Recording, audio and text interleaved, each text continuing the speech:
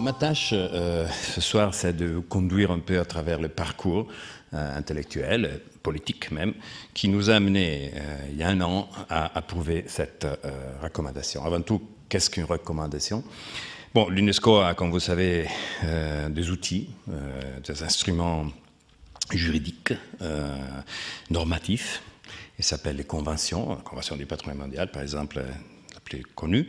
Puis il y a les recommandations. Ce sont des outils qui ne sont pas vinculatifs. Les États ne sont pas tenus à les mettre en œuvre, mais quand même, ils représentent, disons, une vision collective. D'ailleurs, ils sont approuvés par la Conférence générale de l'UNESCO quand ils arrivent à maturité. Et puis, il y a aussi les déclarations, la déclaration universelle, la diversité culturelle, choses de grande pompe et de grande importance, mais nous, on reste ici dans un domaine qui est très technique. Donc, on a choisi ce type d'instrument pour faire dire, disons, aux représentants des États membres, donc, disons, aux représentants du monde, des choses nouvelles et peut-être, pour répéter, des choses importantes qui étaient déjà dans les passés. C'est vrai que c'est la première recommandation en 35 ans.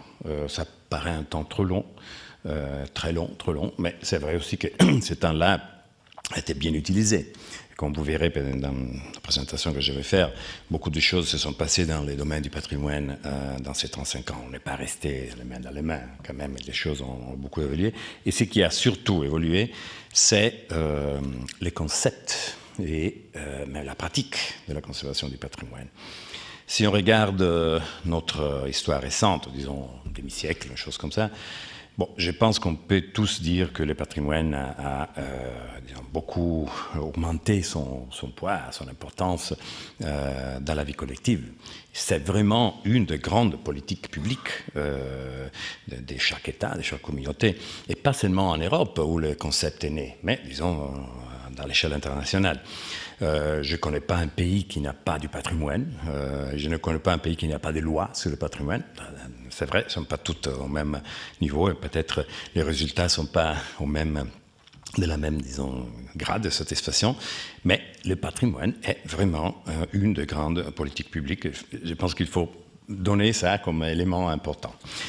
Le patrimoine, en même temps, a beaucoup de formes, et c'est ça qui s'est passé aussi dans les derniers 50 ans. Beaucoup de nouveaux patrimoines sont apparus. Au début, il y avait les monuments, grands monuments historiques. Petit à petit, on a élargi à d'autres concepts, dont par exemple les villes historiques, qui sont maintenant un patrimoine. Puis on a élargi encore plus, il y a les paysages culturels, il y a les itinéraires, il y a évidemment beaucoup d'autres formes de patrimoine. Et maintenant, on commence à regarder le patrimoine sectoriel, par exemple le patrimoine scientifique. On trouve de nouvelles formes de patrimoine.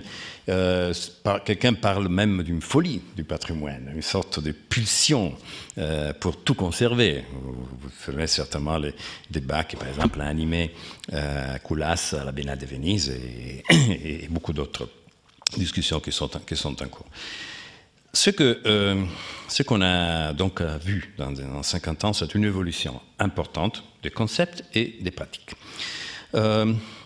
Quand on a regardé aux villes, peut-être avec mon ami Jade, qui est maintenant, il a été présenté comme professionnel, mais quand on travaillait ensemble, il avait un chapeau d'un État membre. Il était le représentant de son pays, le Liban, au comité du patrimoine mondial. Ce qu'on a essayé de faire, c'est de revisiter les concepts et les modèles de conservation des villes historiques, en partant du fait qu'on n'était pas très content de comment les choses étaient gérées. Et je ne parle pas évidemment d'un pays comme la France ou l'Italie ou d'autres pays qui ont développé beaucoup de politiques et de techniques d'intervention. Mais regardez au dehors, regardez dans le monde, regardez qu'est-ce qu'une ville historique dans beaucoup de pays émergents qui, d'un côté, demandent d'avoir plus de formules, plus de capacités d'intervention. De l'autre, il y a des processus très très rapides, parfois même violents et virulents que consomment et détruisent le patrimoine. On s'est rendu compte qu'il y avait des problèmes. Il y avait des problèmes dans la façon dans laquelle la Convention du patrimoine mondial, dans ces cas-là, mais disons en général, le monde de la conservation est regardé aux villes. Le premier problème, c'était que les villes étaient regardées comme un district, une partie de la ville. Une partie de la ville est historique, une autre partie n'est pas historique. Et donc, si la partie historique est soumise à certains règlements, conditions, l'autre, on peut faire n'importe quoi. Et d'ailleurs, c'est ce qui se passe dans plusieurs pays du monde. On trouve ça juste au dehors d'un secteur sauvegardé, d'une zone contrôlée. Tout arrive. Et je ne parle pas disons de Chine ou d'Inde, je parle de Londres, je parle des pays européens. Donc les comités du patrimoine mondial s'est retrouvé soudainement avec beaucoup de cas dans lesquels tout ce qui s'est passé n'était pas à l'intérieur de la zone protégée. Il y avait des problèmes aussi toujours, mais c'était à l'extérieur. C'est là où le tour poussait, c'est là où l'iconisme contemporain s'exerçait, c'est là où les infrastructures passaient et disons, déformaient les alentours des villes. Donc on a compris qu'il y avait un problème dans ce domaine. Il y avait une insuffisance de modèles et de catégorisation de ce qu'est-ce qu'une ville historique. Puis il y avait un autre problème. Il y avait la modernité. Oui, nous, on sont des conservateurs, on est là pour conserver les villes. Mais en même temps, on ne peut pas nier que les villes existent et se transforment. Donc, quel est le rapport entre la conservation et la modernité? Sur ça, il n'y avait pas vraiment encore de bonnes règles, de principes. Non, il y avait des problèmes sérieux. Et d'ailleurs, on verrait, je vous montre un peu des photos après, vous verrez, il y a beaucoup de situations dans lesquelles, effectivement, on peut se demander non, comment un certain maire ou une certaine communauté a choisi de faire une certaine chose dans un environnement qui clairement avait son histoire, dans un contexte. Donc, le problème, disons, de la relation entre intervention contemporaine et contexte. L'autre chose, enfin, qu'on avait constaté, c'était que les chartes internationales étaient un peu faibles dans ce domaine. Sauf, disons, un certain travail important qu'a fait l'ICOMOS. Les principes inspirateurs de la conservation urbaine étaient très liés à la conservation des monuments. D'ailleurs, c'est normal, parce que c'est des monuments qui viennent, tous les principes de conservation sont originés par un mouvement qui a commencé, d'ailleurs, on peut dire ainsi en France, avec la Révolution française, quand le patrimoine est devenu un objet d'intérêt des politiques publiques. Donc, après 2 siècles, il y avait une grande, disons, panoplie de principes, de pratiques de conservation des monuments. Quand on a commencé à conserver les villes, pas plus que 50 ans peut-être, on a dérivé tous les principes, des principes de conservation des monuments. Donc, la vision de la ville est très monumentale dans les chartes. Et d'ailleurs, la preuve finale est un peu déconfortante, mais c'est la preuve, c'est que dans la Convention du patrimoine mondial, les villes sont définies comme ensemble de bâtiments, encore aujourd'hui. On n'a pas réussi encore à changer cette définition. Une ville est un ensemble de bâtiments. Et donc vous voyez qu'il y a un certain problème. Donc on a commencé à réfléchir et sur ça, on a fait une démarche intéressante. Je dois dire, et j'arrive peut-être à la conclusion de mon discours, que cette démarche, on a heureusement vu qu'on n'était pas seul, que toute la réflexion sur les patrimoines et la relation entre patrimoine, conservation et urbanisme était déjà en marche dans les milieux professionnels, grâce à un certain nombre de nouvelles choses qui, entre-temps, étaient arrivées sur le plateau. Par exemple, tout le discours sur la durabilité, c'est un discours qui met en relation étroite le patrimoine et la ville moderne. Parce que c'est évident, quand on commence à regarder, la ville ancienne est la ville plus durable par définition. Elle a été construite quand il n'y avait pas une énergie abondante. Donc tous les principes, les modèles, les formes, les matériaux, les hauteurs, les volumes, etc., d'une ville ancienne sont par définition durables. Au moins, sont une source d'inspiration pour une architecture durable. Intéressant, ça. Puis, il y avait tout le discours sur l'urbanisme écologique, très important, ça. La relation entre le bâti et l'environnement naturel. Je dirais qu'aujourd'hui, c'est un peu les discours plus à la page. Hein, les discours à la mode, ça s'appelle comme ça, l'urbanisme écologique, c'est-à-dire on ne regarde plus à la ville comme un bâti, on regarde la ville comme une des composantes d'un complexe assez plus articulé qui englobe évidemment toutes les dimensions naturelles d'un territoire. Bon, et à la fin, il y avait aussi ce nouveau concept de paysage sur lequel peut-être on va s'entretenir dans l'heure qui vient. Le concept de paysage, on l'a piqué, on l'a copié, disons, de la Convention du patrimoine mondial, qui a introduit la catégorie des paysages comme catégorie de patrimoine en 1994, si je ne me trompe pas, 14. En définissant ce type de patrimoine comme un patrimoine qui montre l'interaction entre l'homme et la nature. Définition vaste et un peu générale, qui d'ailleurs pourrait incorporer pratiquement tout. D'ailleurs, la ville est une interaction entre l'homme et la nature, par définition. Donc, même si la Convention utilise les concepts de paysage culturel, essentiellement dans sa définition du paysage rural, il n'y a pas encore, dans la Convention du patrimoine, de villes inscrites comme paysage culturel. Mais les concepts se prêtent très bien à une réarticulation du discours. On a utilisé le concept paysage urbain historique, pour dire que la ville n'est pas seulement une composante monodimensionnelle, pas une composante, c'est pas un bâti seulement, mais une stratification, un layering en anglais, une stratification des significations qui nous vient du passé, qui nous vient de son substrat naturel, qui nous vient de son histoire, donc toute la partie immatérielle, qui nous vient de sa vie sociale et économique, etc. etc. Donc une forme plus complexe qui a besoin d'une vision intégrée pour être gérée.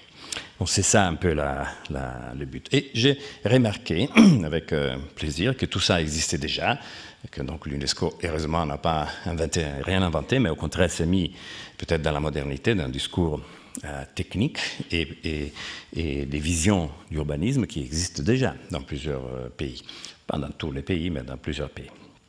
Je donne un exemple de mon pays, l'Italie, parce que je connais mieux. Ça, c'était la ville de Bologne. Peut-être vous la connaissez, c'est une ville. Vous voyez le périmètre de murs. Là, ça, c'était en 1970, quand Bologne est devenue la première ville, disons, à être conservée avec une vision patrimoniale et sociale. Ça, c'était la ville. C'était cet hexagone que vous voyez. Et au dehors, il n'y avait pas la ville historique. Donc la ville historique était à l'intérieur. Un vrai district, grand d'ailleurs, mais un vrai district. Pratiquement la ville en intramuros. Et avec tout son discours sur les typologies, les morphologies urbaines, que, comme vous savez très bien, est un peu la marque de fabrique de l'urbanisme et de la conservation en Italie, grâce à grands personnages, mes maîtres d'ailleurs, Leonardo Benevolo, Monino, etc. Mais aujourd'hui, les plans d'urbanisme de Bologne est celui-là.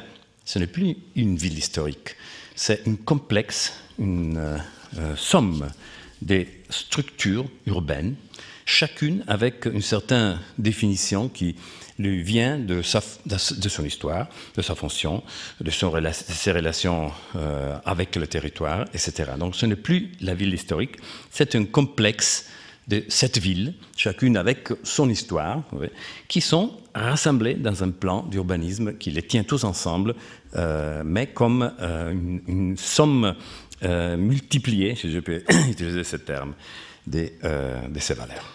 Moi, je trouve ce passage, dans la même ville qui avait créé l'application pratique de la typologie comme outil de la conservation, je trouve un passage qui nous montre cette transformation. On cherche une stratification des significats. On ne cherche plus la conservation des objets ou d'un grand objet, tel qu'une ville, mais on cherche de mettre en fonction et en relation une machine qui a une valeur patrimoniale ou dans laquelle les valeurs patrimoniales ont une fonction en relation avec les systèmes territoriaux. C'est pas si diffusé encore, mais en France, il y a aussi, on fait des choses comme ça, mais c'est un peu, disons, dans la philosophie de cette idée du paysage. Donc, on a fait cette recommandation, elle n'est pas une charte. Je le dis clairement, la charte l'a fait l'ICOMOS. Mais c'est Mouton fait les chartes nous, l'UNESCO ne fait pas donc les organisations professionnelles, c'est le milieu professionnel qui crée ça. L'UNESCO, en tant qu'organisation internationale, peut faire des recommandations, donc donner une vision, donner une orientation au monde professionnel de ce que semble être pour les États la direction où aller. Et donc, cette recommandation n'a aucune prétention de substituer les chartes précédentes. C'est vraiment... D'ailleurs, on a tellement réfléchi qu'à la fin, on a dit non, c'est qu'une approche. C'est une approche. C'est pas une définition, c'est une approche. C'est une manière de s'approcher à la question de la conservation. Très ouverte, très inclusive. On a dit que toute l'histoire des chartes de la conservation urbaine est inclue, mais en même temps, on cherche de pousser les choses. Donc, on s'appuie sur ce qui existe, sur la grande déclaration d'Amsterdam 1975, c'est la vision européenne de la conservation urbaine, la recommandation précédente de l'UNESCO de 1976, qui est la recommandation de base, dirons, sur laquelle tout s'appuie, aujourd'hui encore, la charte de Washington, qui est la charte faite par l'UNESCO, par l'ICOMOS, pour remédier au fait que la charte de base, charte de Venise de 1964, ne parle pas des villes, une charte qui parle de monuments. Donc, l'ICOMOS avait bien clair qu'il y avait un problème, disons, d'intégration du domaine des chartes. Donc, ils ont fait la charte de Washington, que je trouve un très beau document qui représente aujourd'hui encore un point de repère. Sauf que, vous regardez les années, 76, c'est quoi, 35 ans, l'autre 30 ans. Et en 30 ans, les choses changent. Et ce qui a changé beaucoup, d'une manière peut-être difficile à remédier, c'est le rôle du public. Toutes ces chartes, si vous les lisez, ont dans la tête un public très puissant, très riche, très capable d'intervenir, de compenser, de donner des subventions, etc., etc. Et aujourd'hui, on sait très bien que ce public n'a plus cette force. Il existe encore, évidemment, et les politiques viennent de là, mais ça n'a pas la même force. Donc, il faut réarticuler les discours et voir aussi quels sont les acteurs nouveaux qui peuvent soutenir cette grande perspective de la conservation. Puis il y a beaucoup de chartes régionales sur lesquelles je ne m'arrête pas, mais intéressantes, sur lesquelles qui ont donné beaucoup d'idées pour le futur. L'évolution des concepts que j'avais mentionné. Alors, en 1992, il y a les paysages culturels. En 1994, les fameux documents d'Enara, moi je trouve un document qui a ouvert beaucoup de potentialités dans notre domaine de conservation, parce que pour la première fois a mis la diversité culturelle au centre du discours patrimonial. Le discours patrimonial n'avait pas cette couleur, si je peux dire, avant, mais avec ce document, qui est très simple, peu plus qu'une page, hein, même la charte de Venise n'est pas trop longue, disons, établit le principe que les valeurs patrimoniales viennent de la communauté, c'est la communauté qui les définit, c'est la communauté qui met ça au centre de son identité, ils ne viennent pas de l'extérieur. Donc ça commence à donner plus de valeur à la diversité culturelle. Puis il y a eu des actions, disons, des politiques culturelles de l'UNESCO, la Déclaration universelle sur la diversité culturelle, qui sacralise tout ça, les conventions du patrimoine immatériel et la convention sur la diversité des expressions culturelles, qui ajoutent des dimensions au patrimoine. Je cite ça parce que c'est moins connu que la convention du patrimoine mondial, mais nous, on essaye d'avoir une seule vue, une seule approche. Quand on fait un discours sur le patrimoine, on essaie de voir aussi qu'est-ce qui se passe à côté, quels sont les autres moments d'inspiration. Donc, comme je disais auparavant, la Convention du patrimoine mondial s'est trouvée face à ces problèmes difficiles. Je voudrais vous en montrer quelques exemples pour que vous compreniez quelle était la logique qui a accompagné... oui, 5. Alors, le premier problème, c'était ce que je disais avant, la question du bâti. Là, voilà, Vienne, peut-être tu pourras parler de Vienne, ça c'est un gros problème qui a soulevé des vagues chez nous, parce qu'à Vienne, dans la zone tampon du ring, dans les rings, donc dans la zone tampon du centre historique, ce projet a été proposé et ça a été un scandale, parce qu'il a dit comment le paysage de Vienne, historique de Vienne, être préservé. Et de tout ça est venue une grande conférence qu'on a fait en 2005 à Vienne, qui a sorti une sorte de prototype de la recommandation, c'est-à-dire le mémorandum de Vienne. Ce projet n'a pas été réalisé. C'est celui-là qui a été réalisé. Je ne dis pas que c'est bien, mais c'est quand même moins impactant, avec un dessin moderne, etc. Puis il y a eu un cas à Cologne, même chose, vous voyez, un tour juste en face de la cathédrale. Tout ça est hors du domaine protégé de la Convention du patrimoine mondial.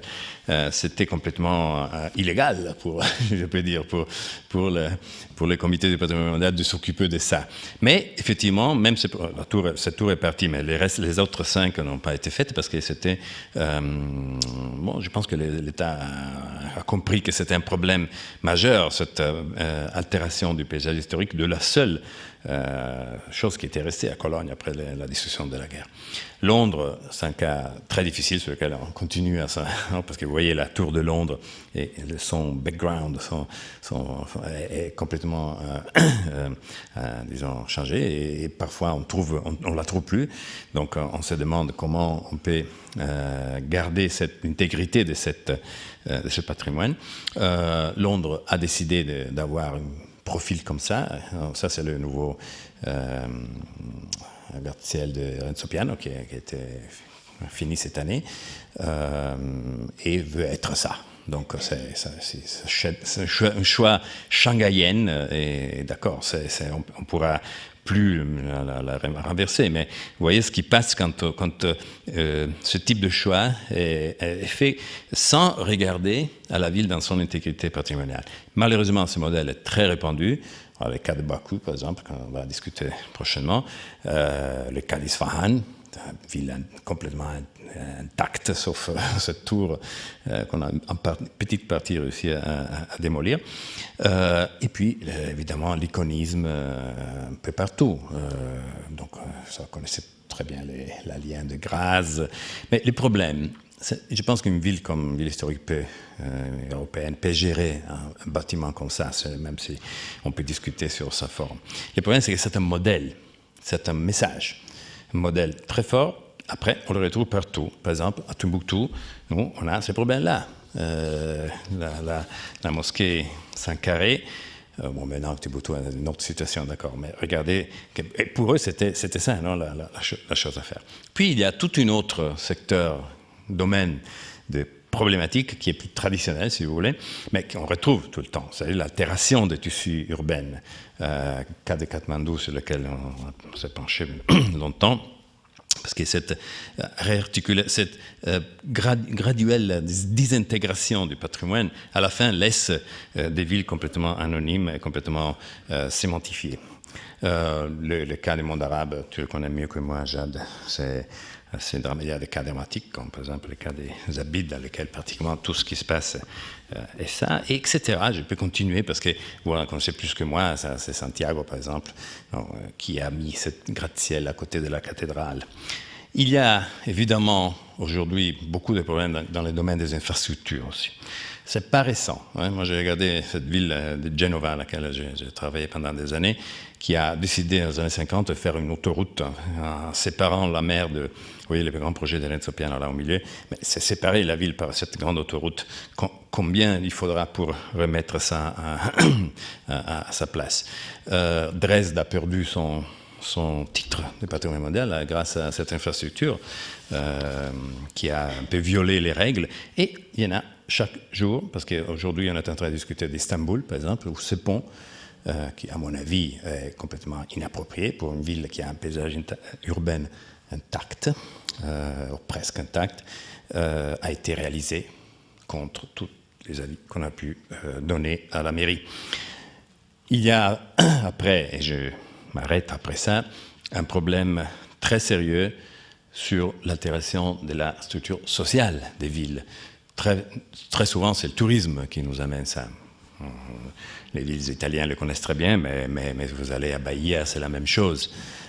Cette altération de la forme de la vie des villes, qui laisse les villes peut-être en bon état, c'est une sorte de bombe N, non, qui laisse les villes en bon état, mais élimine la vie sociale et transforme tout ça dans une sorte de parc thématique dans lequel on retrouve, oui, les bâtiments, mais on ne retrouve plus la ville, on ne retrouve plus la société. Alors, tout ça, vous voyez, une liste de problèmes énormes qui, de ce calibre, c'est difficile à maîtriser. Donc là, notre recommandation a essayé de faire le point sur ça à travers un certain nombre de suggestions méthodologiques. Et je les montre très rapidement. Une meilleure attention à la relation du paysage et le contexte pour garder intact une authenticité comme dans les cas ici des Shibam. Une étude profonde des relations avec la géologie des lieux pour comprendre bien comment une ville se repose sur un contexte, sur son contexte naturel. C'est un très bel exercice qu'on a fait d'étude de la ville de Manhattan sans Manhattan, vous voyez. L'archéologie, donc toute la stratification, les significations. J'appelle à la mémoire de Norbert Schulz qui a étudié et défini tout ça. L'image de la ville, la perception que les gens ont de la ville. Et tout le travail de Kemelich, excusez-moi si je cite ces gens, mais c'est très important parce que tout a été dit dans les derniers 30-40 ans. Il faut récupérer les fonctions. De Carlo qui nous a expliqué comment la société est, c'est le moteur de la ville. Et Jane Jacobs, la grande résistante et révolutionnaire. Il y a dans cette perspective beaucoup de choses à prendre. Les valeurs immatérielles, et jamais la fameuse place Jama Fna de Marrakech, sont très importantes pour la définition d'une ville. Une ville n'est pas que ce pierre. C'est d'ailleurs le titre d'un petit article que je viens de publier sur l'écologique. Il faut conserver les valeurs et pas seulement les pierres. Je vous remercie. Parmi les idées qui m'ont paru intéressantes présentées par Francesco, il y a un certain nombre de questions qui ont posé problème lorsque nous avons commencé à travailler sur cette recommandation, qui ont posé problème, qui ont été discutées, qui ont provoqué de nombreux débats et qui, je pense, aujourd'hui restent en grande partie pas bien compris au niveau du grand public et parfois même de certains professionnels du patrimoine. Tout d'abord, le concept même de paysage. C'est vrai que dans la conception traditionnelle du paysage, le paysage, c'est quelque chose qui porte des valeurs esthétiques, visuelles, alors que la définition même du paysage dans la recommandation est tout à fait différente. Il s'agit d'un layering, c'est-à-dire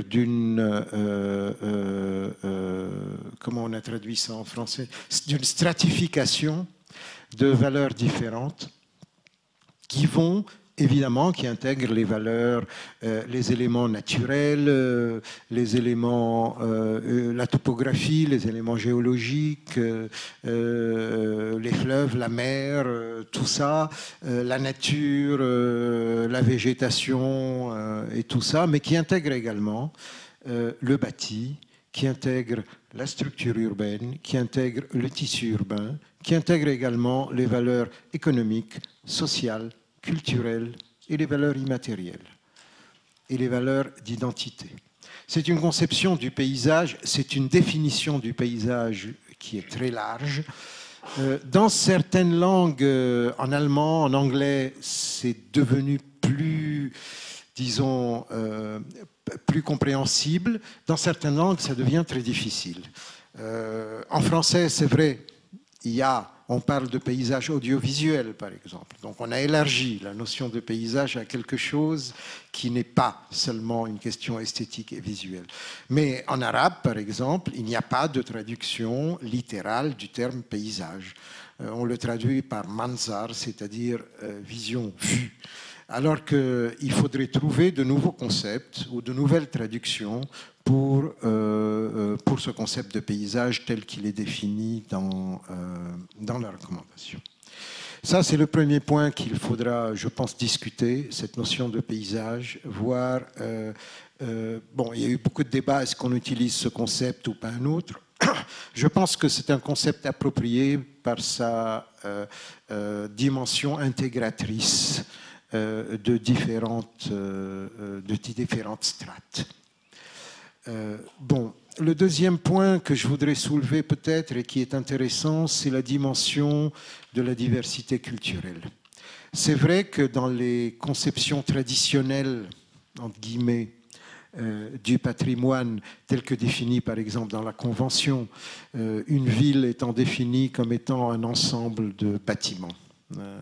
Bon, cette conception, à la limite, pouvait être comprise dans une conception du patrimoine des villes européennes, la ville de la Renaissance, etc. Je dis à la limite. Par contre, elle devient totalement inappropriée quand on parle des villes chinoises, quand on parle des villes arabes. Une ville arabe n'est pas faite d'un ensemble de bâtiments. Ça n'a rien.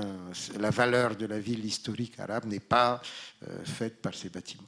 Et donc, l'intérêt de cette recommandation, c'est qu'elle permet d'élargir la conception du patrimoine urbain pour intégrer des valeurs qui ne sont pas des valeurs européennes ou occidentales, et qui permettent effectivement de mettre en valeur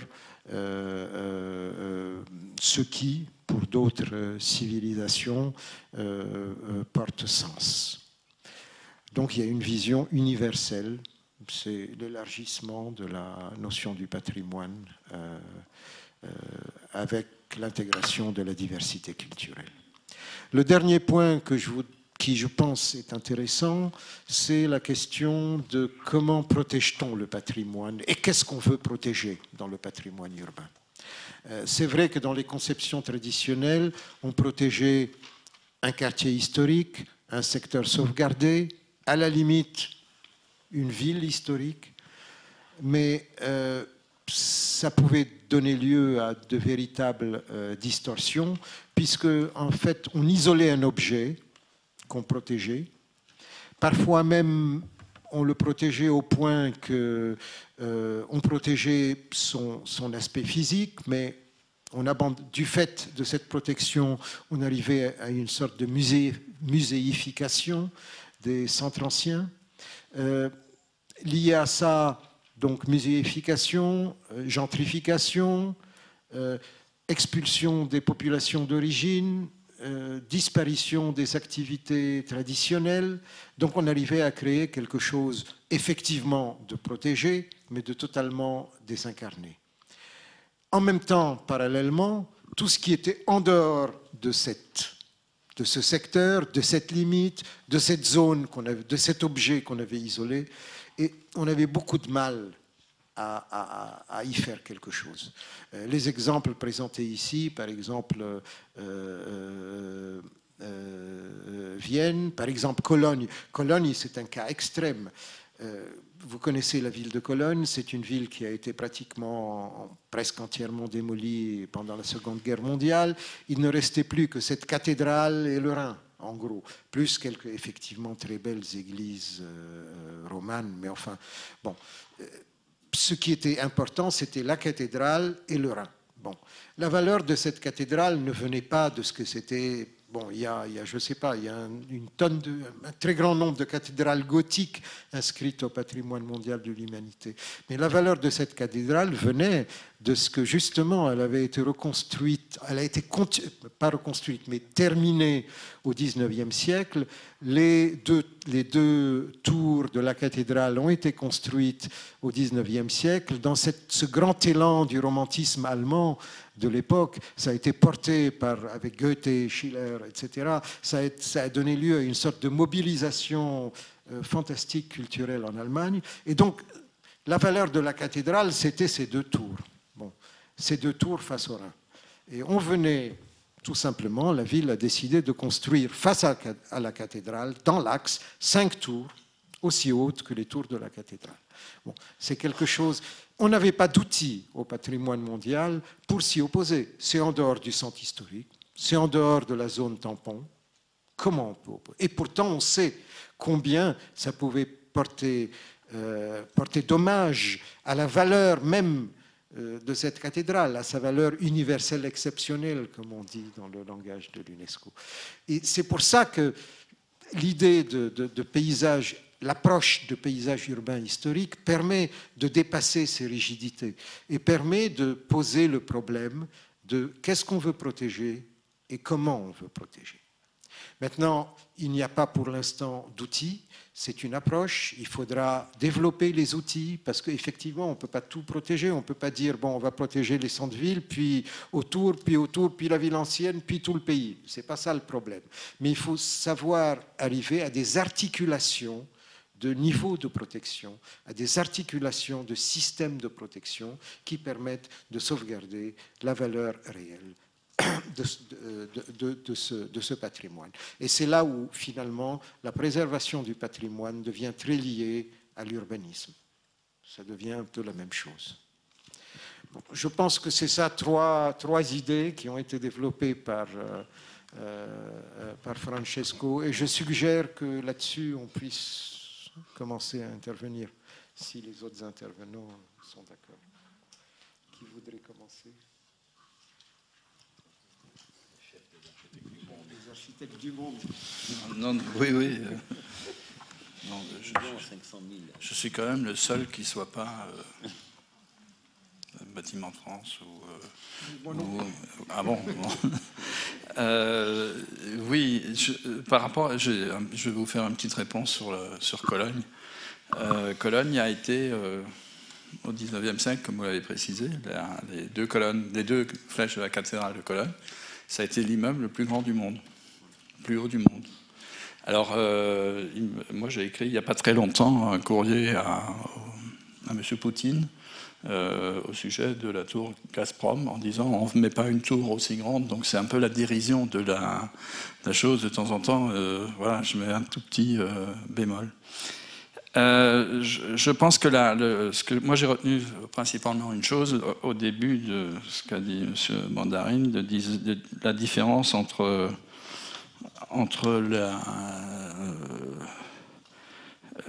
la situation je dirais un peu légale ou légaliste ou de directive et la situation dans laquelle on est aujourd'hui. Quand on regarde sur le patrimoine ou le paysage urbain, il y a une chose qui me frappe, c'est que quand on regarde le printemps arabe, il est toujours parti des villes, il est toujours parti des places. Et donc l'importance de la société ou de la démocratie ou de l'idée qu'on se fait de la manière de vivre ensemble est éminemment urbaine. Et je pense que c'est là que je vois les meilleures chances pour le patrimoine paysager ou de quoi devraient ressembler nos villes à l'avenir. Si je regarde comment se sont fait les choses dans d'autres domaines, par exemple la protection de la nature à un sens plus large, les zones protégées qui marchent le mieux, ce sont celles qui sont gérées par les populations qui y habitent et pas celles où on a amené des gardiens qui venaient d'ailleurs. Ça, en Afrique, c'est absolument évident. Et je pense que, sans doute, moi j'ai entendu il y a 8 jours une conférence sur la reconstruction de Beyrouth, donc je vous retourne le compliment. On m'a dit que depuis que ça a été refait, on a une espèce de tourisme qui profite aux gens, aux habitants qui étaient là. Et je pense que c'est une bonne manière, bon, peut-être ça a été exagéré par mon ami Barmaki, mais enfin bon, il trouvait que c'était une bonne manière d'aborder la chose. Il y a un truc aussi que j'ai entendu, je l'ai noté, mais évidemment je ne retrouve plus où je l'ai noté. C'est l'histoire de certitude qu'on avait, que maintenant on est un peu... parfois il faut se remettre en question. Or il se trouve que dans tous les domaines, on a passé de l'état de certitude absolue. Par exemple, sur le développement durable, on avait des certitudes, et depuis quelque temps, on se rend compte que ces certitudes, ce n'est pas des certitudes, c'est plutôt des remises en question. À ce titre, je vais juste citer un petit exemple. Développement durable, nous avons changé à l'UIA le vocabulaire de développement durable, qui a une connotation de développement au sens anglais, c'est-à-dire d'aménagement territorial qui va un peu plus loin. On l'a changé en architecture responsable. Et je pense que c'est une manière d'éviter l'étalement urbain dont tout le monde se plaint, c'est de changer le vocabulaire pour commencer. Parce que dire les choses, c'est le début de la chose. Voilà, c'est ce que je vais dire. Paysage urbain responsable. Oui, moi j'étais particulièrement intéressé par tout ce qui a été annoncé ce soir, et notamment par M. Bandarine, d'autant plus que c'est quelque chose qui vient de l'UNESCO et que donc c'est quelque chose qui, quelque part, consacre un désir sociétal, ou un besoin sociétal, évidemment, de comment dire, consolider la question du patrimoine à des échelles qui continuent à être difficiles à faire accepter, peut-être plutôt en termes réglementaires, bien qu'elles soient très présentes, je pense, dans l'esprit des citoyens, qui sont la question de l'urbanisme, enfin de l'échelle urbaine, voire de l'échelle paysagère. On voit bien notamment que quand on lit la recommandation, elle appelle aussi à la revisitation ou à la réinvention de nouveaux outils pour pouvoir répondre à ces questions de patrimoine. Et j'ai noté en la lisant précisément que la première approche qu'elle propose dans cette manière d'approcher les outils, c'est celle de l'approche citoyenne. Vous en avez un peu parlé, M. Bandarine, et je trouve ça particulièrement intéressant, c'est que la question de l'acceptation du patrimoine à des échelles comme celle-ci passe par la population essentiellement. Alors elle passe par la population d'une part parce que je crois que les citoyens ont quelque chose à dire sur ce patrimoine que nous ne connaissons pas, nous, professionnels, mais aussi parce que je pense qu'il peut y avoir une forme de maïeutique qui émerge dans ce dialogue et qui permet d'identifier ce qu'on pourrait appeler des concepts ou des valeurs patrimoniales à ces échelles, qui sont à ce moment-là les valeurs à défendre. Alors pour revenir un peu sur ce qui s'enseigne dans cette école de Chaillot, je dirais... moi, je porte dans cette école ces questions-là. Alors plutôt un peu, si on parlait d'une grande entreprise, plutôt, moi je suis plutôt dans un petit laboratoire recherche et développement sur des perspectives de choses qui pourraient émerger un jour, vous voyez. Donc c'est sûr que je ne suis pas là... les enseignements que je porte ne sont pas le gros de l'enseignement. Néanmoins, dans une école qui se positionne justement sur ces questions de patrimoine au sens large, j'ai entendu au sens large, hein, patrimoine architectural urbain et paysager, on voit bien qu'il y a un véritable territoire d'expérimentation, de recherche, de mise au point d'outils qui sont véritablement intéressants et que l'on se doit de développer. Alors, sur ces questions d'échelle, je voulais faire juste deux remarques peut-être pour compléter le débat. C'est que je pense qu'il y a très clairement, vous l'avez dit, M. Bandarine, très clairement, il y a au fur et à mesure des décennies une extension du concept de patrimoine. Françoise Chouet le disait, extension typologique, extension chronologique, géographique, et puis vous l'avez très bien rappelé, une extension aussi qu'on pourrait appeler d'échelle si on prenait un langage d'architecte, c'est-à-dire qu'on part d'un monument pour aller jusqu'à un territoire. Alors ça, c'est un fait, et on voit que les législations, notamment celles françaises, courent après cette extension de patrimoine pour essayer d'inventer des outils. Hein. Donc la loi de 13 dont on fêtera les 100 ans l'année prochaine, les secteurs sauvegardés dont on a fêté les 50 ans cette année, les ZPPIP qui sont devenus des AVAP, enfin voilà, on essaye d'inventer des choses.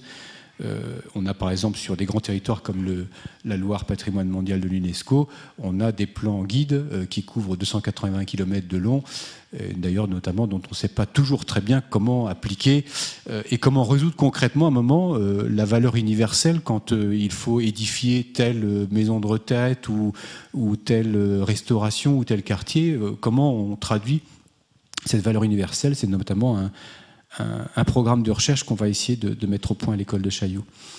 Donc il y a cette extension de la notion de patrimoine sur des échelles, mais il y a aussi quelque chose que j'ai mesuré en travaillant avec mes étudiants qui me paraît très intéressante. C'est quelque chose qui est de l'ordre de la compréhension du patrimoine qui apparaît quand on joue sur les différentes focales d'échelle, c'est-à-dire en travaillant sur une approche monumentale et en se projetant un moment sur une approche territoriale et en revenant sur une approche monumentale, et ainsi, vous voyez, en jouant des jeux d'échelle, parfois par un phénomène, je ne sais pas lequel, cinétique, apparaissent des valeurs patrimoniales qui finalement sont celles qui peuvent tenir souvent un discours, une population. Je prendrai juste un exemple. Vous connaissez tous le réseau Vauban qui a été protégé patrimoine mondial il y a quelques années. Dans ce réseau de 12 sites Vauban, il y a un site qui est celui de Longwy, la ville de Longwy à la frontière luxembourgeoise, et qui est en fait une place forte de 6 côtés, qui a une caractéristique intéressante, c'est que 6 côtés restent encore construits, et les 6 autres côtés, la ville, ont été ruinés, et la ville s'est développée dessus. L'espace protégé au titre de l'UNESCO, ce sont les 3 côtés protégés monuments historiques. Et pour cause, on a protégé ce qui était existant. Et quand on discutait avec le maire, puisqu'à l'époque j'étais architecte des bâtiments de France dans ce département, on discutait avec le maire et les élus n'arrivaient pas à comprendre quel était l'intérêt de cette protection. C'était mais on a 3 côtés, c'est bien, ils sont protégés, c'est bien, oui, on va peut-être avoir des restaurations monuments historiques, oui, c'est bien et tout. Mais si vous voulez, en termes de politique de la ville, ils n'arrivaient pas à se l'approprier et de fait, du coup, ils n'arrivaient pas à transférer cette ambition auprès des populations. Et à un moment, le déclic, comment est-ce qu'il s'est produit, le déclic? Ça a été justement au travers de ce jeu de focale, quand à un moment, on a pu mettre en évidence aux élus le concept de tour de ville. C'est-à-dire qu'à un moment, ce qui allait faire sens en termes de patrimoine et ce qui allait porter aussi bien une valeur historique qu'une valeur de projection dans l'avenir, donc quelque part une utilisation proactive du patrimoine, c'était pour un élu de s'approprier le patrimoine comme véritable fondement de sa politique de ville et de dire mon projet à moi, c'est de refaire le tour de ville. Et ce faisant, évidemment, il restaurait les 3 côtés existants parce qu'ils avaient sens, mais il allait chercher à reconstruire la ville pour faire le tour de sa ville. Et en faisant ce tour de ville, qu'est-ce qu'il faisait? Il allait traverser un lotissement qui s'est construit au lendemain de la Première Guerre mondiale.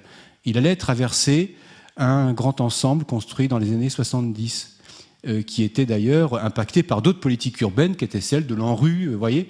Et donc, d'un seul coup, avec ce concept patrimonial qui était vraiment fondé sur l'identité patrimoniale de la ville, il arrivait à tricoter tout un projet urbain dont la valeur était véritablement le patrimoine, le substrat de cette ville, et qui allait lui permettre d'interpeller l'ensemble des politiques de son territoire en disant, voilà, je vous demande, quand on fait une politique de l'ANRU sur ce secteur années 70, grand ensemble, qu'est-ce que raconte Vauban quand il passe au pied de ces immeubles? Comment on réinterprète? Comment on réinterpelle? Quelle archéologie on va mettre au point? Et à ce moment-là, on note, et je reviens justement à cette question citoyenne, c'est-à-dire c'est qu'à un moment, quand les élus représentants des citoyens saisissent un moment une sorte de concept patrimonial, ils arrivent à se projeter dedans et à être véritablement moteur du patrimoine. Et quelque part, ce que je retrouve tout à fait dans cette recommandation, moteur d'un paysage urbain historique qui a toutes les capacités à être conservé et développé, transformé dans un esprit qui lui correspond.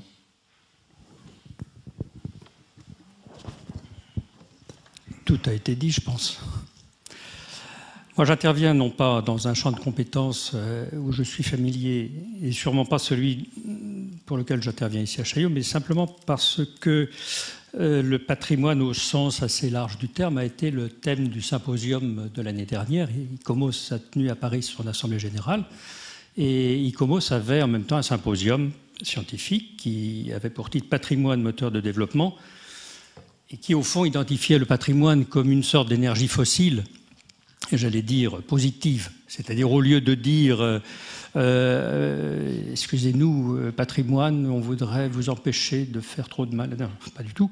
C'est de dire en quelque sorte que le patrimoine est un capital extraordinaire à partir duquel il faut construire le développement à venir. Et quand on dit développement, ce n'est pas développement au sens où on l'entend du point de vue capitalisto, globalisateur, etc., mondialiste. Donc voilà. Alors, ça m'avait un petit peu amené à réfléchir sur la question, et c'est une question passionnante. J'étais un peu inquiet quand j'ai vu apparaître le mot paysage, parce que ça a un petit aspect, comment dirais-je, superficiel, un petit peu esthétique, etc. Mais en fait, quand on réfléchit un peu le paysage, quelle est la définition d'un paysage? C'est quelque chose qui est assez complexe, qui est assez large, j'allais dire qu'on a du mal à cerner. Au fond, qui est constitué de beaucoup de facettes et dont on ne peut définir les limites. Donc, si on voit ça de cet aspect, sous cet aspect, je me réjouis du terme paysage. Encore faudrait-il que ce terme paysage puisse être compris par tout le monde, mais il y a déjà, à mon avis, une piste d'optimisme là. La deuxième question qui avait été évoquée par l'animateur, notre cher animateur, c'est la diversité culturelle. Et il est vrai que la diversité culturelle élargit la notion du patrimoine. Pas seulement urbain d'ailleurs, mais le patrimoine tout court. Et par des données qui dépassent le matériel, qui vont au culturel, à l'humain, social, à l'immatériel, etc. Mais à ce moment-là, on peut se poser la question de cette réflexion rapportée à la ville. Et effectivement, j'ai été enchanté tout à l'heure d'entendre Francesco Bandarin parler qu'au fond, il était difficile de donner des limites particulières à l'intérieur d'une ville, puisqu'en définitive, on était en train de rompre la diversité culturelle qui fait l'identité de la ville. Donc, à la limite, créer un secteur particulier à l'intérieur d'une ville, c'est rompre l'homogénéité de la ville et entraîner des risques sur un développement qui soit organique. Mais alors, si on continue la question, est-ce qu'il ne faut pas se méfier, au fond, ne pas appliquer, ou au contraire appliquer à la ville ce qu'on avait appliqué à un moment donné au monument historique, c'est-à-dire prendre la ville et ses abords, c'est-à-dire son territoire. Au fond, est-ce qu'une ville peut exister sans son territoire qui l'entoure? Et quand on commence à parler de territoire, évidemment, on aborde une autre dimension qui est le non bâti ou qui reste de l'espace organisé, dans lequel plusieurs villes sont en relation de développement. Et c'est là où il me paraît intéressant de reconsidérer les choses, non pas en prenant une ville qui envisage son développement d'une façon autonome, et puis une autre ville qui l'envisage d'une autre façon autonome, mais surtout cette espèce de stratégie du territoire qui organise, qui coordonne. Et c'est cette réflexion sur l'ensemble du territoire qui me paraît un élément capital. Alors, il y a une troisième chose, comment protège-t-on le patrimoine? D'abord, de quel patrimoine parle-t-on? Je pense que, évidemment, on connaît tous le monument historique, cette espèce d'icône qu'on a protégée, que l'on veut conserver de la façon la plus jalouse et la plus complète que possible. Et puis, on a découvert, après le monument historique, on a découvert le patrimoine. Mais le patrimoine, ce n'est pas qu'une extension du monument historique. Le patrimoine, c'est beaucoup plus épais, plus dense, plus prolongé. Et à la limite, plus vivant. Et à vouloir appliquer au patrimoine les règles du monument historique, on va créer des crispations, des blocages et des réactions du genre trop de patrimoine, qui sont évidemment le genre de réaction à éviter. Donc je pense que là, il serait temps de définir qu'est-ce qu'on veut, de quoi parle-t-on quand on parle de patrimoine. Et j'allais rajouter une question, à qui sert le patrimoine au fond? Il me vient un exemple qui m'avait beaucoup frappé lors du symposium d'ICOMOS, qui est le cas d'une oasis qui se trouve dans l'Est marocain, qui s'appelle l'oasis de Figuig, et dans laquelle, au fond, tout le système d'organisation de la ville était un élément extrêmement vivant, qu'au fond, les habitants considéraient comme leur patrimoine à eux, vivant, ils y étaient attachés, ils le développaient, ils vivaient avec. C'était notamment tout le système des irrigations. Et toute la ville, socialement, se développait à partir de là. Et puis, évidemment, cette oasis est assez merveilleuse du point de vue, j'allais dire patrimonial, je vais ajouter patrimonial bâti. À tel point que le maire et les édiles se sont dit, on va en faire une candidature au patrimoine mondial pour conserver en vue d'y attirer le tourisme. Et les habitants se sont tout de suite rendus compte que si ce processus se mettait en route et s'il réussissait, on risquait à ce moment-là de bloquer en quelque sorte la façon d'utiliser ce patrimoine, voire d'en bloquer le développement, et en quelque sorte de le privatiser. Donc ils risquaient d'être exclus de ce patrimoine. Donc j'ai bien compris ce que disait Francesco Bandarin tout à l'heure sur la notion de cohésion sociale. Et alors, et je vais terminer par là, quand on voit que en dehors d'une zone bien déterminée comme étant une zone à protéger, tout se passe normalement bien, mais dès qu'on est sorti des limites, il y a là plus de limites, si je peux dire. Et donc, là, on ne peut pas faire n'importe quoi, mais en dehors, on peut faire n'importe quoi. Et je trouve que le fait d'avoir déterminé des limites crée une zone où, au fond, on peut faire n'importe quoi, en creux, par défaut. Et c'est là où on se pose la question, au fond, le patrimoine c'est bien, mais est-ce que, raisonnablement, d'une façon éthique, est-ce qu'on peut concevoir à un seul instant que dans le monde, on peut faire quelque part n'importe quoi? Et donc c'est bien ça le cœur du problème, et j'étais en train de me demander si au fond il ne faudrait pas élargir la notion de patrimoine à l'ensemble de la Terre, et pour simplifier, proposer à l'UNESCO d'inscrire au patrimoine mondial l'ensemble de la Terre. Mais je ne parle pas encore des planètes qui sont autour. Bien. Bon, je pense qu'on peut lancer la discussion. Maintenant, on a 20 minutes, puisqu'il faut qu'on libère la salle à 8h, à 20h. Donc, bon, je vous demande qui voudrait intervenir.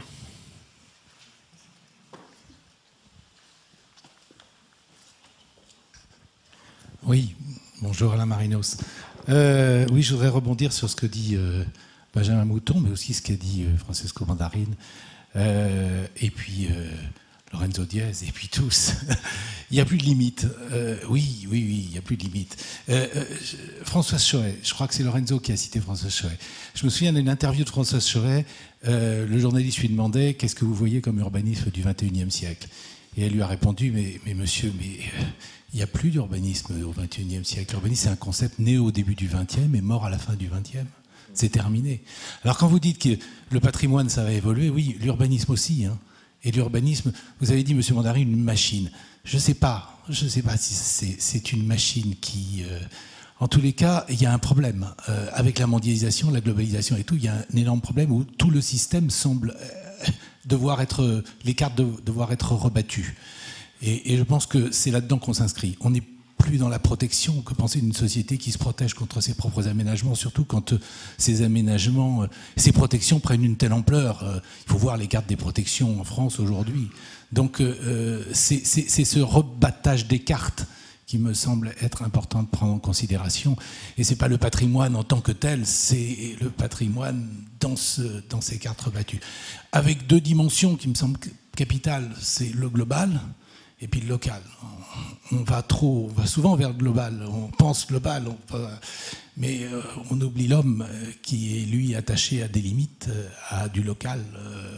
Et c'est cet équilibre qui est à trouver. C'est véritablement une question d'équilibre. Plus on va vers la mondialisation, surtout en période de crise, plus quelque part il y a une réaction. Et cette réaction, il faut trouver l'équilibre avec cette réaction. Voilà, je permets de cette petites observations. Merci.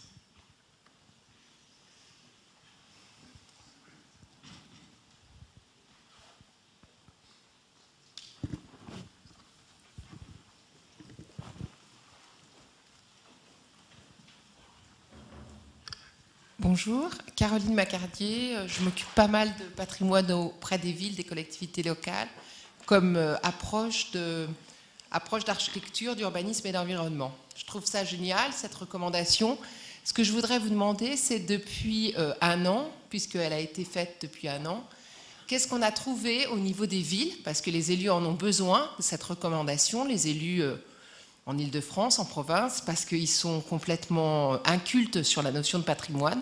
Et on a à leur transmettre. Peut-être que justement cette recommandation va les aider, parce que c'est une recommandation beaucoup plus large qu'une charte, et que ça va les aider à comprendre justement dans leur ville que c'est pas un monument dans la ville, que c'est à partir du monument et puis de l'espace bâti, de l'espace paysager aussi, qu'ils vont pouvoir repenser leur ville autrement. Alors, qu'est-ce qu'on a trouvé comme outil depuis un an, depuis que c'est en piste, on va dire? Qu'est-ce qu'on a trouvé comme outil au niveau des villes pour justement donner une ligne de conduite aux maires, aux élus du territoire? Qu'est-ce qu'on a trouvé par rapport à cette recommandation pour mettre en œuvre cette recommandation?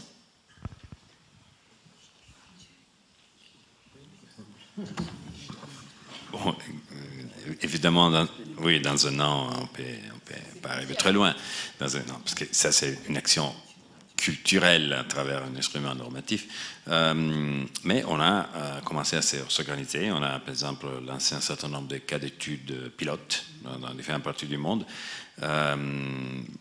J'ai même proposé d'en faire un en France, qui est la ville de Bordeaux, qui me semble la ville qui a beaucoup intégré ces concepts. D'ailleurs, j'en ai parlé avec le maire, et essayer de rassembler, parce que la méthodologie évidemment doit être adaptée au contexte, mais il y a des orientations dans la recommandation très, très claires, ce que sont, on les a rappelées.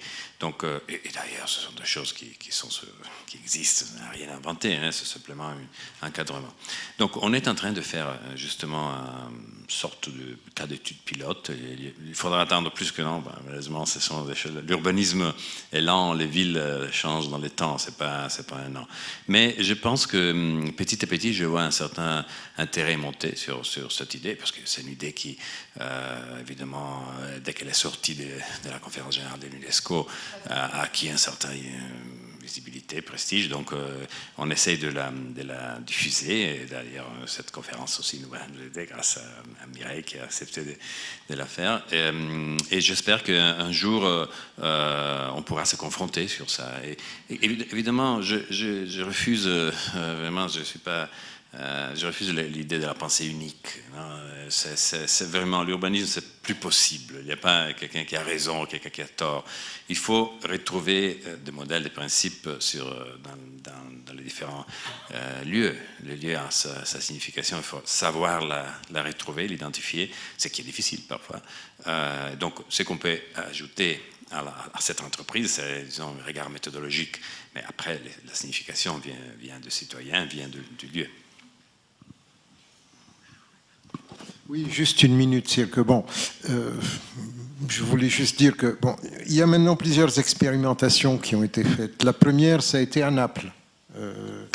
On a travaillé où, bon, avec tous les problèmes de la ville de Naples, les problèmes sociaux, les problèmes du rapport à la mer, le port, etc., etc. Bon, je pense que bon, le travail qui a été fait à Naples a été une des premières choses qui a été faites. Bon, c'est essayer d'établir, de mettre à jour le plan de Naples. Il y a eu d'autres tentatives qui malheureusement n'ont pas beaucoup abouti, à Rio, etc. Mais je pense que c'est une opération qui va prendre du temps. C'est pas, c'est extrêmement intéressant, effectivement, c'est très complexe, mais il faut beaucoup de temps. Il faut plusieurs expérimentations pour arriver à dégager certaines... Je n'aime pas le mot directive, mais certaines orientations. Voilà. Moi, je rebondis sur Rio, mais je pense à un autre Rio. J'étais à Rio plus 20 il y a 3 mois, où tout le monde s'est plaint que les chefs d'État n'ont pas réussi à prendre des décisions de réduction de la consommation des émissions de gaz à effet de serre, ni d'ailleurs à Doha non plus la semaine dernière. Par contre, il y a une chose qui me paraît intéressante qui est sortie de Rio plus 20, c'est la prise en considération de la société civile. Et je pense que c'est pas par hasard que l'UNESCO change un peu de paradigme. Au lieu de parler de recommandations, on parle d'approche. Et je pense que c'est un phénomène un peu général. Et je suis assez optimiste parce que j'ai vu des expériences locales au Brésil, à Rio aussi, où les endroits les plus pauvres de Rio sont devenus les modèles d'urbanisme de Rio pour maintenant. Alors, je rajoute deux petits détails. Patrimoine en anglais, vous savez comment ça se dit, c'est heritage, héritage. Et ça a exactement la même chose. Et alors, je vais donner une autre définition encore. La ville, c'est town.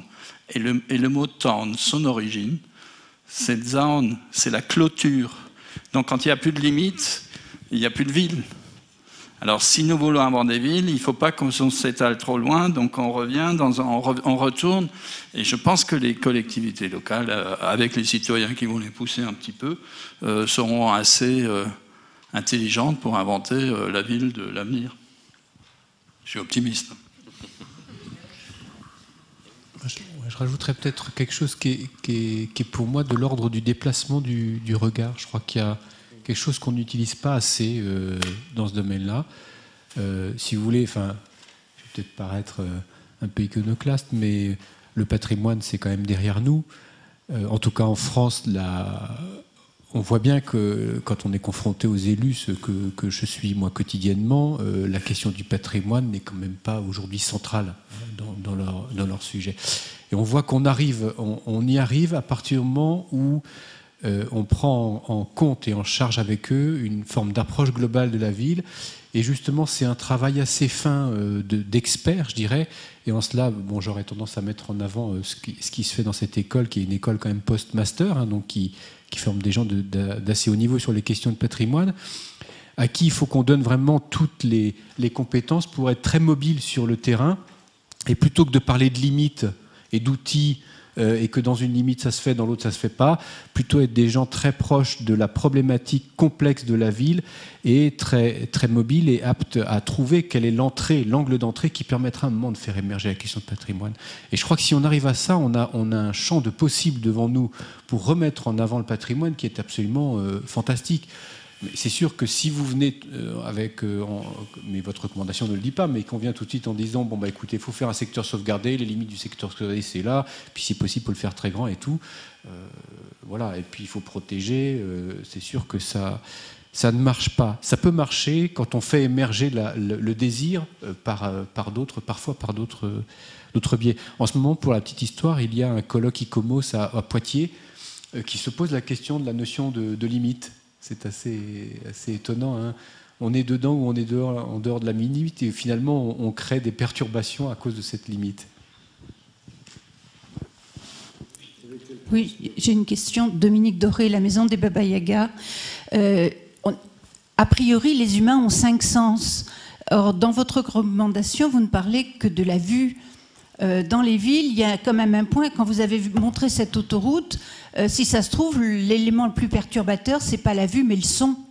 Alors, est-ce qu'on pourrait introduire des éléments comprenant les autres sens de la vie dans ce type de recommandation ?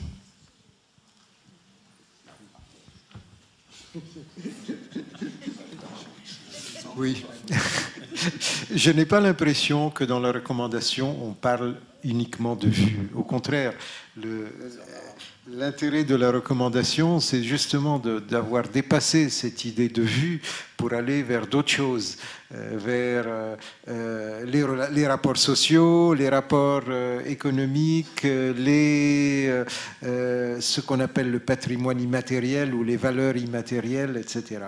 Ceci dit, effectivement, je veux dire,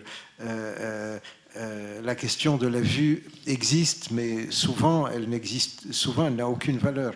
Je veux dire, c'est plus les bruits, les sons. Alors, vous avez posé la question de l'autoroute qui est négatif, mais les sons et les bruits de la ville, c'est aussi quelque chose d'extrêmement positif et qui peut faire partie des valeurs de la ville. Je veux dire, je pense que les villes se distinguent beaucoup aussi par leur son, par leur musique, par leur murmure, souvent plus que par leur apparence physique, par ce qu'on voit. Excusez-moi, mais je viens de ville arabe où le son du muezzin tous les 5 fois par jour, pour moi, est quelque chose qui est extrêmement important. Ça fait partie de façon... comment dire, de façon inconsciente de ma perception du temps urbain. Et c'est vrai que c'est ce qui différencie une ville arabe d'une autre ville, hein, c'est évident. Et ça lui donne son identité beaucoup plus souvent que l'aspect physique. Et je suis d'accord avec vous, c'est extrêmement important, mais je n'ai pas l'impression que dans la recommandation, on est ouvert à l'expérimentation. D'ailleurs, le goût et l'odeur de ville aussi, c'est important. Je ne l'ai pas montré, mais par exemple, dans ces plans de Bologne, il y avait un plan intéressant qui est le plan de rumeurs de la ville, mais pas dans le sens que tu dis, poétique, non, dans le sens du décibel. C'est comme impact. Donc, on peut faire des études d'impact rumeurs dans le sens d'un cadre de gestion. Donc, oui, effectivement, une approche sensoriel est complètement intégrable, c'est possible de l'utiliser. Et c'est même, je pense que c'est même utile pour mieux comprendre la ville. Donc, pour les goûts et les odeurs, on verra.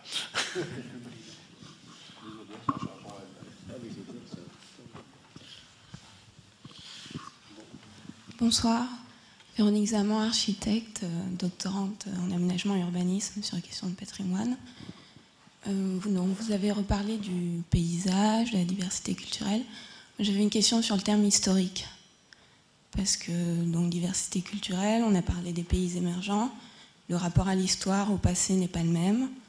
Et la question d'un centre historique n'est pas la même partout. Il y a certaines villes qui ont une valeur patrimoniale pour leurs habitants, pour les institutions, etc., mais qui n'ont pas identifié un centre historique. Donc j'aurais aimé savoir pour vous, que représente ce mot et pourquoi l'avoir mis dans l'appellation de la recommandation. Merci beaucoup pour cette belle question, complexe. On pourrait faire le prochain séminaire. Mais, très simplement, avant tout, on s'occupait de la conservation urbaine, donc la dimension temporelle était fondamentale. Première chose, donc l'histoire dans ce sens, pour une profondeur temporelle. Deuxièmement, comme on a répété aujourd'hui, on cherche de regarder la ville comme une stratification de valeurs. Ces valeurs nous viennent du temps à travers les différentes phases de la ville. Donc l'élément historique est très important. Mais troisièmement, on cherche aussi de dire que historique, ce n'est pas un groupe d'experts qui le définit. Ce qui est historique, c'est devrait être la communauté, les citoyens, avec des formules qui sont à expérimenter. C'est pour ça que la recommandation a mis en premier plan la consultation citoyenne comme élément de planification, d'interprétation des valeurs. Il faut avant tout définir quelles valeurs on veut définir à travers ces procédés, et puis on commence à penser à la conservation.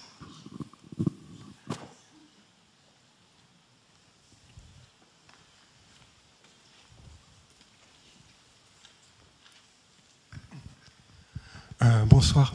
Vous avez parlé tout à l'heure de villes comme Dresde, Cologne, on peut parler peut-être de Berlin, d'Amsterdam, c'est-à-dire avec leur patrimoine et cette prise de conscience du patrimoine et aussi cette modernité.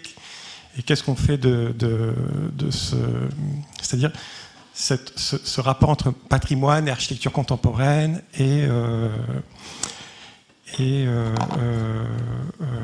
voilà où on se débrouille plus ou moins bien. Par exemple, quand on prend une ville comme Dresde, il y a aussi cette volonté de restituer. Et puis, à un moment, on confond en fait ce qui est historique et ce qui ne l'est plus, et tout et tout. Je dirais que ce côté complexe, c'est-à-dire cette à la fois prise de conscience du patrimoine, cette évolution je dirais, enfin, le fait qu'on doit faire avec la modernité, je dirais, qui est très complexe.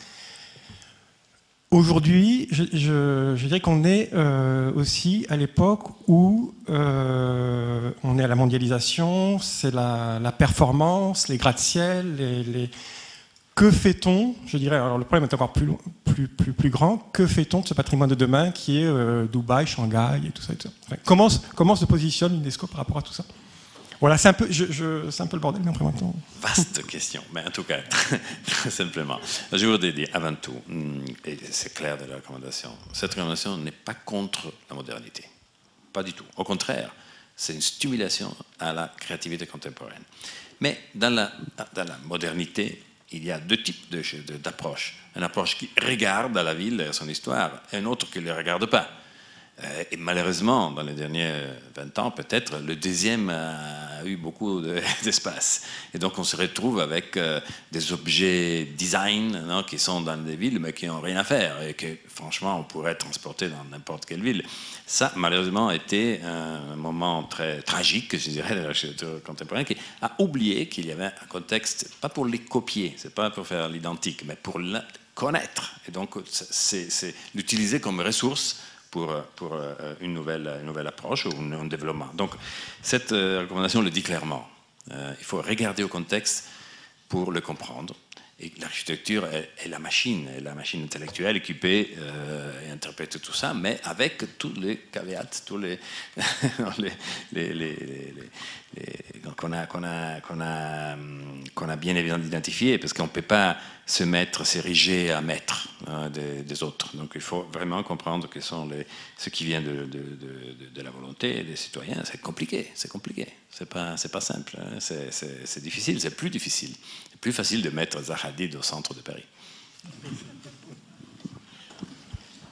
Alors on va peut-être s'arrêter là. Vous vouliez encore oui, je voulais prêcher pour ma paroisse, si vous permettez.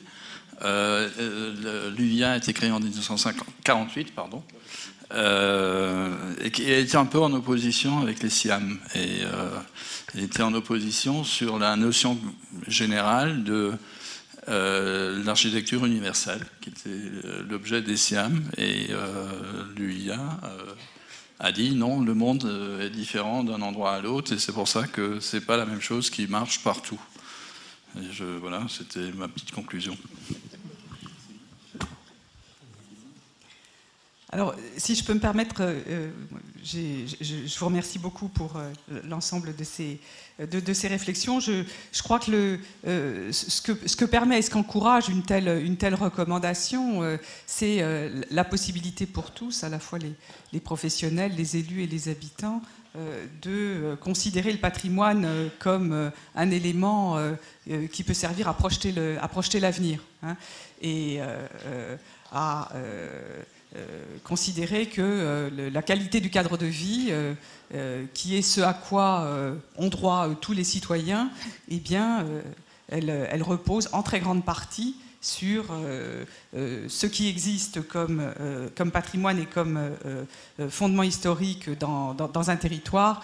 Et cette recommandation, elle nous aide tous à mettre ça en avant et à pouvoir s'appuyer dessus pour aller plus loin. Et la capacité des professionnels que nous essayons de former, c'est justement de pouvoir montrer des scénarios à 2, 3, 5 ans, 10 ans, qui peuvent prendre des orientations différentes, et notamment ceux qui prennent en compte le patrimoine des villes, et pouvoir ainsi donner la capacité aux décideurs et à la population, eh bien, de choisir les meilleures solutions pour eux-mêmes et pour leurs avenirs.